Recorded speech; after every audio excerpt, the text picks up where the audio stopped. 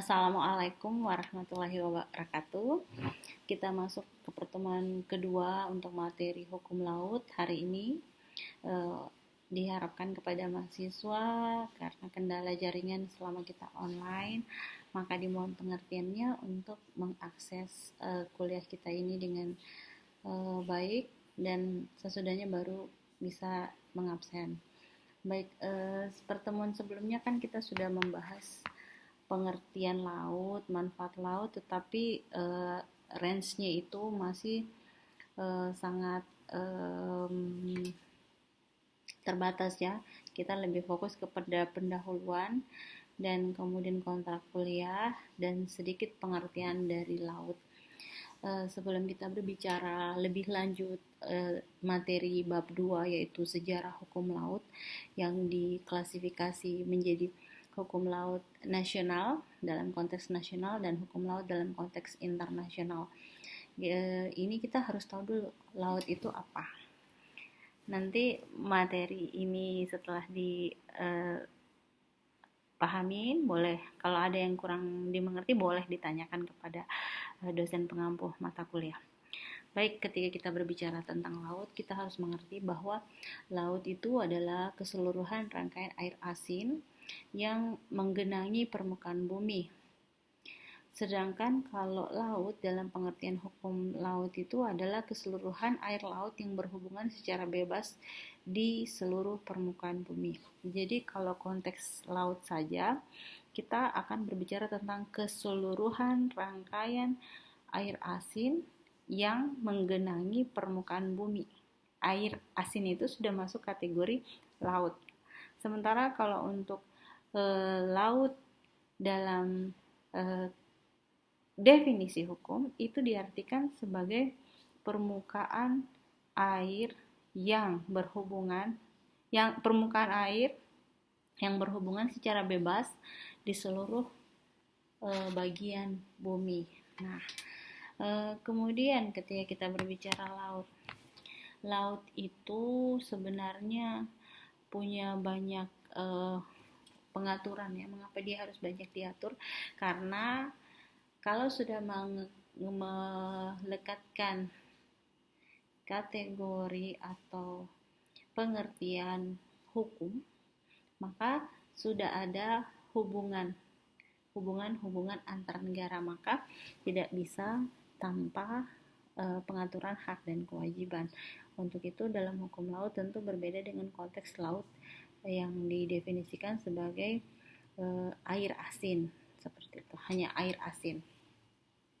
Membahas pengertian laut juga, kemarin itu ada istilah dari tokoh yang bergelut di bidang hukum laut. Dia mengatakan bahwa laut itu sebenarnya adalah bagian yang berhubungan dengan penjelajahan dan aktivitas explorer bagian-bagian laut. Tetapi pada dasarnya ketika kita berbicara tentang laut, kita akan berbicara terkait dengan di laut itu ada dinamakan rezim hukum, ada pembagian rezim hukum. Di antaranya ada perairan pedalaman, itu pengaturannya tentu berbeda dengan laut teritorial. Kemudian ada zona tambahan, kemudian ada yang disebut dengan zona ekonomi eksklusif, dan kemudian ada lagi yang disebut dengan high sea atau laut lepas. Nah, ketika kita berbicara laut, di laut itu sebenarnya kita melihat sejarah dari Imperium Roma. Itu Imperium Roma kan adanya di benua Eropa, di mana pada saat Imperium Roma itu berjaya, kerajaan-kerajaan yang menguasai tepian Laut Tengah itu diantaranya Yunani, Ponisian, dan Rhodes itu mengaitkan bahwa laut ini bisa dimiliki dan merupakan negara-negara ini adalah merupakan raja atas wilayah tersebut. Tetapi di antara Yunani dan Ponisian ini kemudian ada wilayah Rhodes yang memberikan klasifikasi pengaturan hukumnya lebih kepada masalah perdata. Masalah perdatanya itu lebih kepada sistem perdagangan yang tumbuh di sekitar benua Eropa. Jadi kalau di Yunani Ponesian yang menguasai dan Rhodes yang menguasai tepian Laut Tengah ini, mereka itu mengaitkan bahwa laut itu dia punya hak, jadi dia sebagai raja di atas laut, atas wilayah laut. Tetapi kalau di hukum laut dari Rhodes, selain Yunani dan Ponesian, dia lebih fokus ke laut bahwa laut itu adalah jalur perdagangan atau dia lebih kepada hal-hal yang perdata. Ini tumbuhnya di Eropa. Nah, pemikiran terkait bahwa laut itu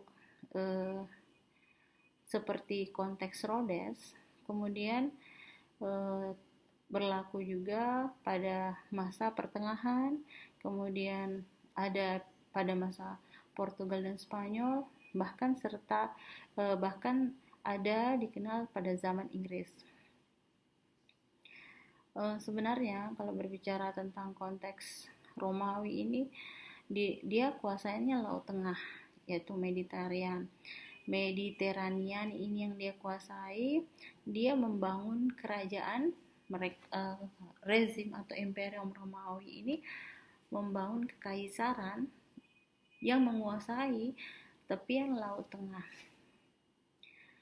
Tapi pada waktu itu tidak ada pihak yang menentang atau tidak menggugat kekuasaan absolut yang dimiliki Roma atas wilayah Laut Tengah.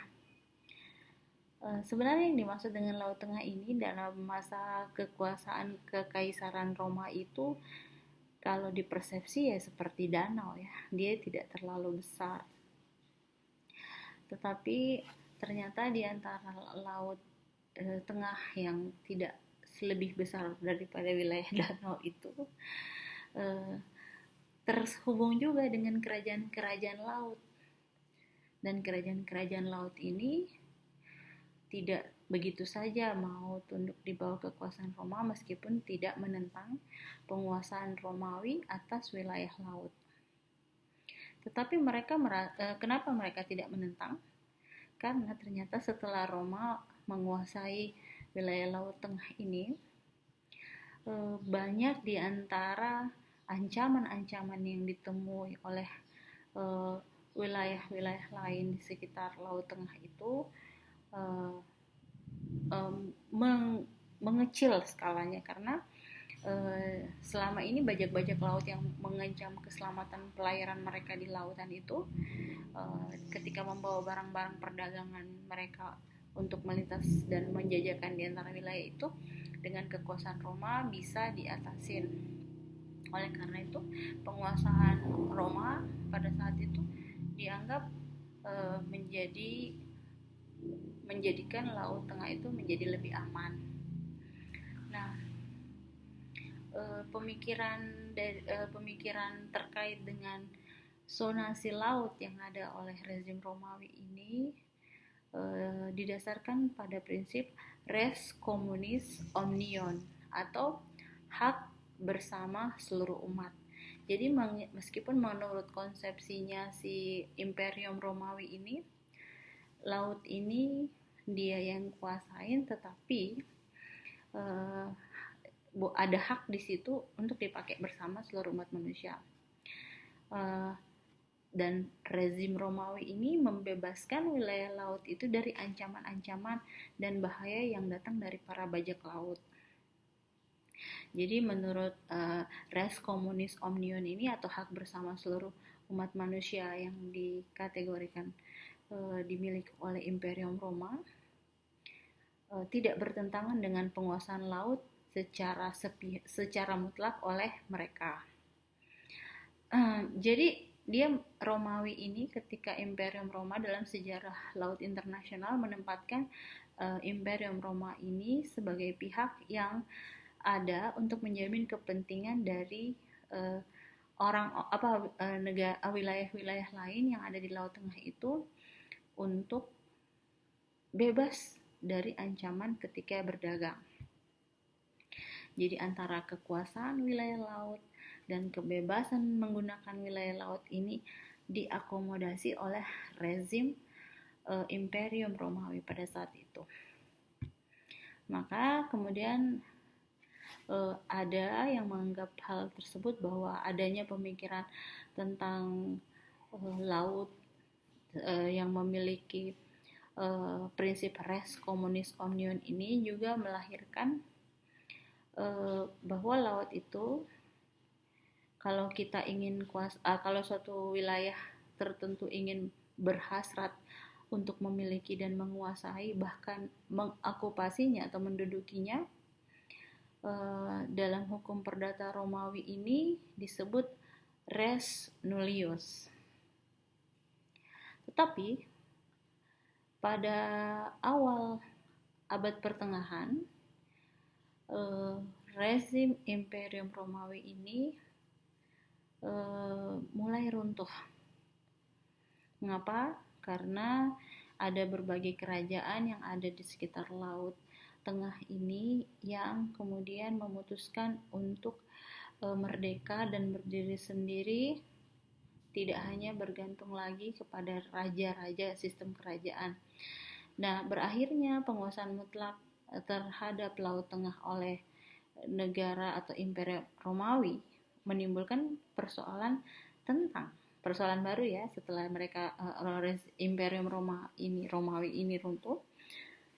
Muncul lagi pertanyaan, siapa nanti yang memiliki dan menguasai laut di antara banyak negara dan kerajaan-kerajaan yang saling bersaing. Nah, setelah kita masuk pada awal zaman Romawi, untuk sejarah hukum laut internasional, kita berpindah kepada masa awal pertengahan. Nah, setelah Romawi runtuh di sekitar Laut Tengah ini yang kekuasaannya ada berpusat di sekitar wilayah Laut Tengah, maka kemudian negara-negara atau kerajaan itu menuntut bahwa laut yang berbatasan dengan pantainya itu harus diklaim. Tapi proses mengklaim atau menuntut hak atas wilayah yang berhubungan dengan pantainya ini punya argumentasi bermacam-macam. Seperti Venesia misalnya, mereka itu mengklaim sebagian besar dari Laut Adriatik, di mana tuntutan yang diakui oleh Paus Alexander III pada tahun 1177 ini didasarkan kepada Venesia itu kemudian merasa berkuasa di wilayah Laut Adriatik yang berhubungan dengan pantainya, sehingga dia atau negara Venesia ini bisa memungut bea atau pajak terhadap setiap kapal yang masuk di wilayah Laut Adriatik tersebut. Tetapi kemudian karena ada Venesia menuntut wilayah Laut Adriatik, ada lagi negara lain yang mengklaim kekuasaan atas Laut Liguria. Nah, ini disebut negara Genoa. Laut Liguria dan sekitarnya ini dikuasai oleh Genoa. Sehingga mereka itu melakukan tindakan, kalau tadi Venesia hanya memungut bea terhadap laut yang berlayar terhadap kapal-kapal yang berada di wilayah perairan Laut Adriatik. Sementara di Genoa yang mengklaim wilayah Laut Liguria dan sekitarnya itu melakukan tindakan-tindakan yang lebih banyak lagi untuk menegaskan kekuasaannya di Laut Liguria dan sekitarnya tersebut. Jadi selain Venesia ada Genoa dan kemudian ada juga Pisa.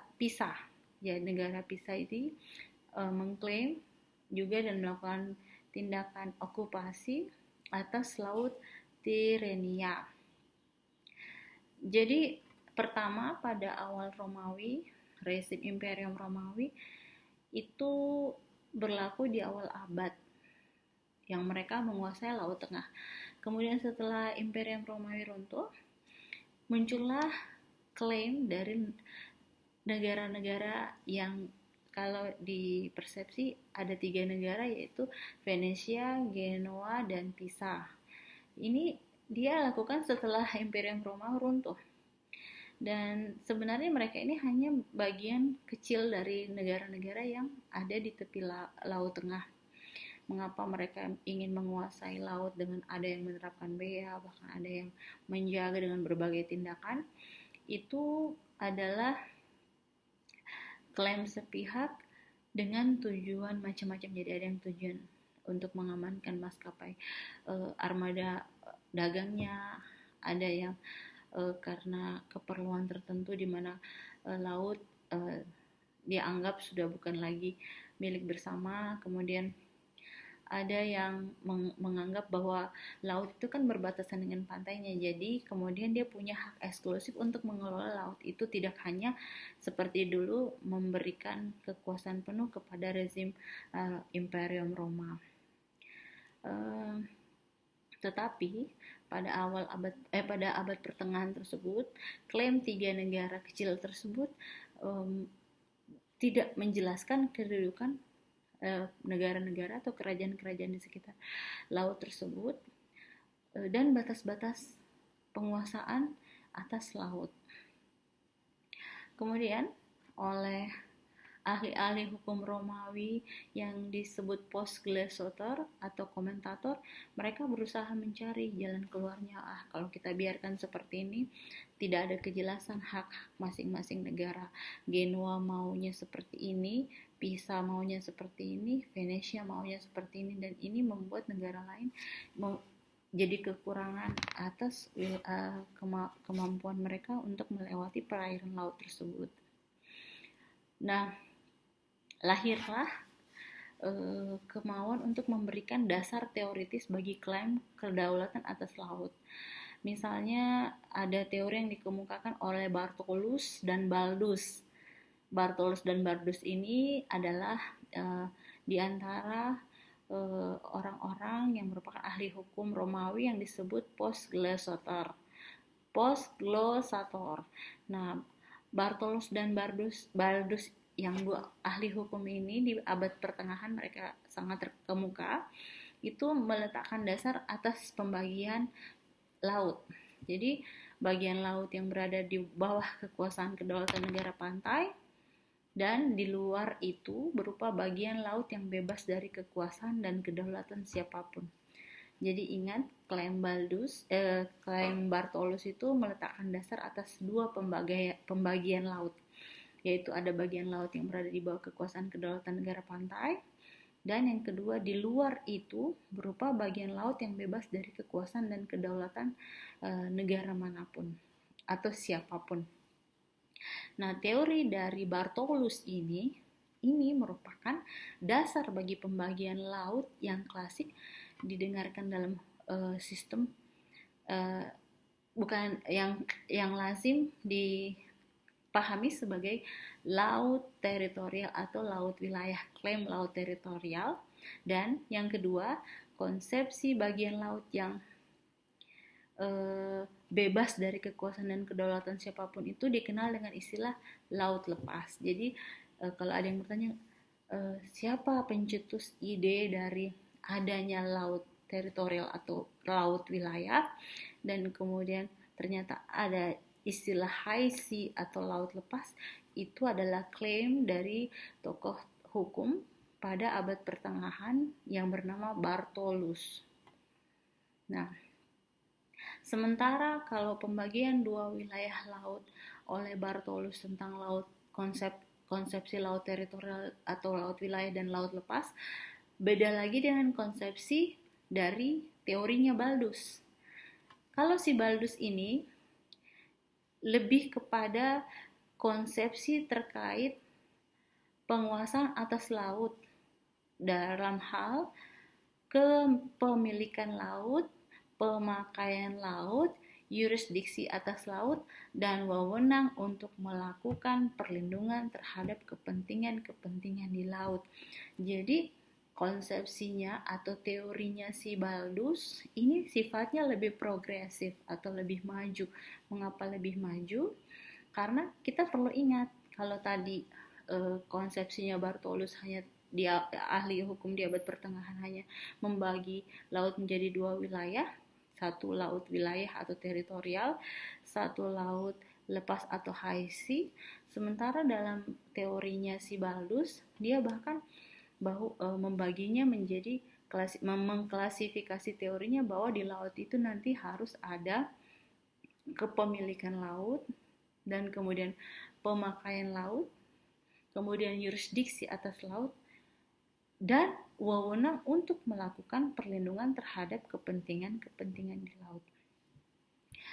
Itu perkembangan teorinya Bartolus dan Baldus adanya di abad pertengahan. Tadi kita sudah masuk di zaman Romawi, kemudian masuk di abad pertengahan. Sekarang kita masuk di bagian sejarah ketiga, yaitu zaman Portugal dan Spanyol. Nah, pada tahun 1443 Masehi itu bangsa Portugis mencari jalan laut lain ke arah timur. Nah, di sini dia sudah menuju berjalan melalui jalur Samudra Hindia untuk menuju ke wilayah Asia, dan mungkin tujuan akhirnya dia bisa tiba di Indonesia ya. Nah, setelah perjalanan yang dilakukan oleh bangsa Portugis ini terjadi setelah runtuhnya Konstantinopel dari kekuasaan Turki. Nah, kemudian Portugal ini ketika melakukan misi mencari jalan laut ke arah timur, itu sebenarnya menuntut wilayah Laut Atlantik di sebelah selatan Maroko sebagai wilayah mereka. Jadi sejarah ketiga ini akan berbicara kepada penjelajahan lautnya zaman Portugal dan Spanyol ya. Nah, Portugal yang bangsa Portugis yang mencari jalan ke arah timur sehingga melewati jalur Laut Samudra India itu kemudian sebenarnya mempunyai klaim juga terhadap Laut Atlantik di sebelah selatan Maroko. Mereka mengklaim itu adalah Laut Atlantik itu adalah wilayahnya, wilayah negara Portugis. Tetapi pada saat itu ternyata Spanyol sudah tiba lebih dulu melalui Samudra Pasifik. Jadi kalau satu melalui Samudra Hindia ke arah timur, sementara Spanyol tiba di Maluku yang masuk wilayah Nusantara itu melewati jalur Samudra Pasifik. Sehingga kemudian Spanyol menuntut bahwa Samudra Pasifik itu dan bagian Samudra Atlantik, bagian baratnya Samudra Atlantik dan Teluk Meksiko itu bagian dari wilayahnya mereka. Jadi satu mengklaim Samudra Hindia karena itulah yang dipakai untuk jalur ke arah timur, lebih kepada Laut Atlantik di sebelah selatan Maroko. Sementara kalau negara Spanyol yang sebenarnya mendapatkan jalur pertama tiba di Maluku itu dia melalui Samudra Pasifik, sehingga yang dia tuntut klaim Spanyol adalah Samudra Pasifik dengan bagian barat Samudra Atlantik dan Teluk Meksiko sebagai bagian dari negara dia. Nah, tuntutan samudra baik Samudra Hindia dan juga Samudra Pasifik oleh dua negara yaitu Portugis dan Spanyol ini diberi pengakuan oleh Paus Alexander keempat. Tadi kan Paus Alexander ketiga itu di zaman abad pertengahan. Sementara klaim Portugis dengan Spanyol ini diakui oleh Paus Alexander ke-6. Akhirnya dia memberikan dua wilayah laut di dunia dengan batas meridian 100 leagues atau disebut dengan 400 mil laut sebelah barat Azore, yaitu untuk sebelah barat meridian terdiri dari Samudra Atlantik, Teluk Meksiko, dan Samudra Pasifik itu diberikan kepada Spanyol. Dan batas sebelah timur yaitu dari Samudra Atlantik yang berbatasan dengan sebelah selatan Maroko dan Samudra Hindia itu menjadi milik Portugal. Nah, pembagian ini kemudian diperkuat dengan perjanjian Tordesillas antara Spanyol dan Portugis pada tahun 1494.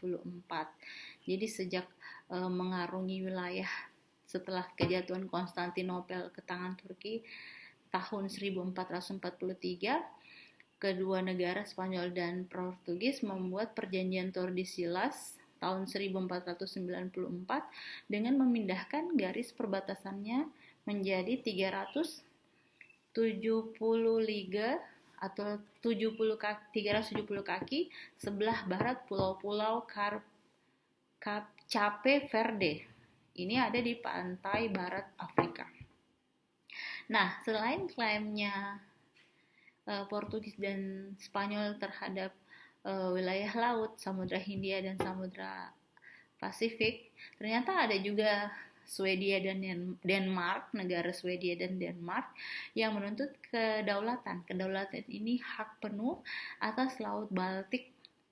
Ada juga Inggris atas Narrow Seas dan Samudra Atlantik dari Cape Utara sampai Cape Fineserte, atau biasa disebut laut di sekitar Kepulauan Inggris, Mare Anglicanum. Sehingga pada abad ke-17, Inggris itu untuk memaksakan kedaulatannya ini membuat orang-orang asing dipaksa untuk mendapatkan lisensi Inggris atau surat pengesahan dari pemerintah Inggris ketika mau menangkap ikan di Laut Utara. Sehingga pada abad ke-17 ini, tepatnya pada tahun 1636, itu Belanda mencoba menangkap ketika orang-orang Belanda itu mencoba menangkap ikan, mereka diserang dan dipaksa membayar 30.000 pound gara-gara ada negara yang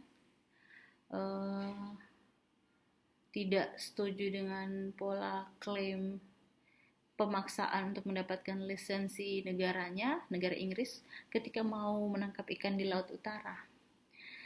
Jadi pada tahun 1636 ini kemudian orang Belanda sendiri ketika mau mencoba menangkap ikan itu, mereka diserang dan dipaksa membayar 30.000 pound sebagai harga kegemaran atau the price of indulgence. Ini ada ceritanya lagi ya, bahwa Inggris pun sempat mengklaim wilayah Laut Utara pada abad ke-17. Nah, bagaimana dengan zaman Inggris? Setelah ada usaha dari kerajaan Portugal, Spanyol, Denmark, Inggris sebagai penguasa laut bahwa mengklaim negaranya itu memiliki perhubungan dengan laut dan merasa laut adalah dominio maris atau miliknya, maka kemudian apa yang diklaim dari perlindungan perikanan maupun monopoli pelayaran ini ditantang, mendapat tantangan. Tantangan ini berarti tidak disetujui atau kontra dari negara lain,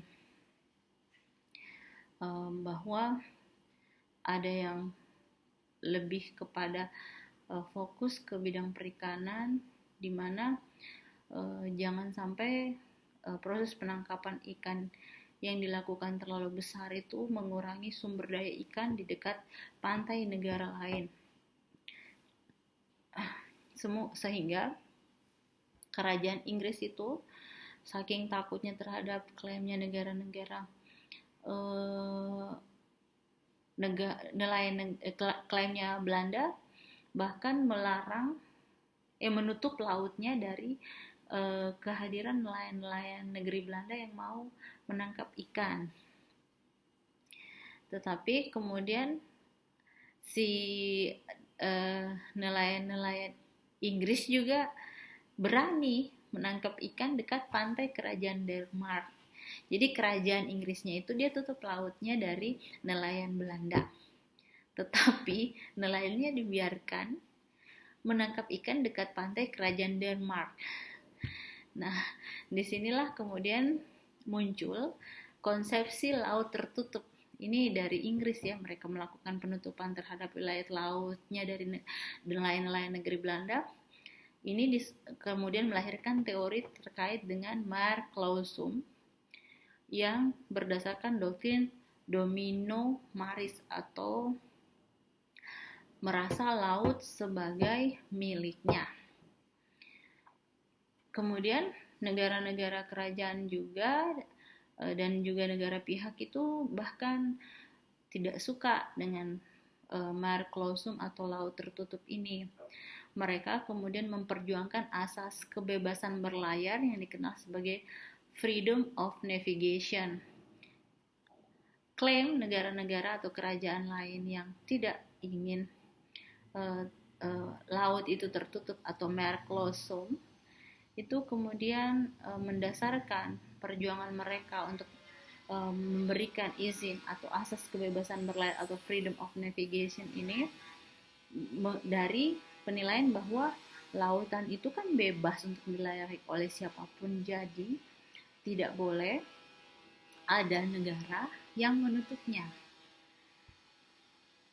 Jadi ada orang Belanda nih namanya Hugo Grotius.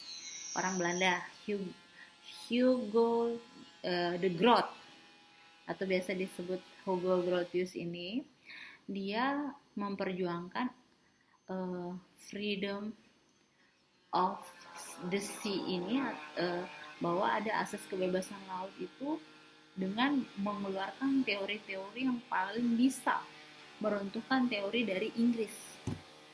Walaupun sebenarnya kerajaan Inggris yang dipimpin Ratu Elizabeth ini sejak awal itu sudah dikenal sebagai perintis atas doktrin kebebasan laut, tetapi ternyata kemudian makin kesininya mereka justru membuat klaim mare clausum atau laut tertutup. Nah, akhirnya kebebasan pelayaran atau doktrin dari asas kebebasan laut yang diberikan oleh Hugo Grotius ini bisa menjadi suatu kenyataan. Oke, sampai di sini kuliah kita mungkin akan Ibu lanjutkan ke materi berikutnya ya. Jadi semoga the next Ibu bagikan di slide itu akan berbicara tentang perkembangan laut, sejarah laut setelah tadi Imperium Romawi, kemudian abad pertengahan, sejarahnya Portugis dengan Spanyol, dan juga tentang teori Hugo de Groot atau Hugo Grotius. Kita akan lanjut kepada mungkin nanti bahwa ada yang dinamakan dengan perkembangan lahir UNCLOS 3, yaitu United Nations Convention on the Law of the Sea, di mana ini adalah merupakan konferensi perserikatan bangsa-bangsa yang domain rezim pengaturan hukumnya itu komprehensif, sangat luas, meskipun nanti akan semakin membaik terkait pengaturan wilayah laut, tapi memang UNCLOS 3 tahun 1982 ini sangat komprehensif dan sangat menguntungkan Indonesia. Mungkin akan dibahas di pertemuan selanjutnya oleh dosen-dosen pengampu mata kuliah hukum laut. Oke. Saya kira cukup. Mohon maaf apabila ada materi yang tidak dimengerti. Kalian silahkan mengisi absennya, dan apabila memang ada yang mau ditanyakan, silahkan kita lanjutkan di grup WhatsApp. Terima kasih. Wassalamualaikum warahmatullahi wabarakatuh.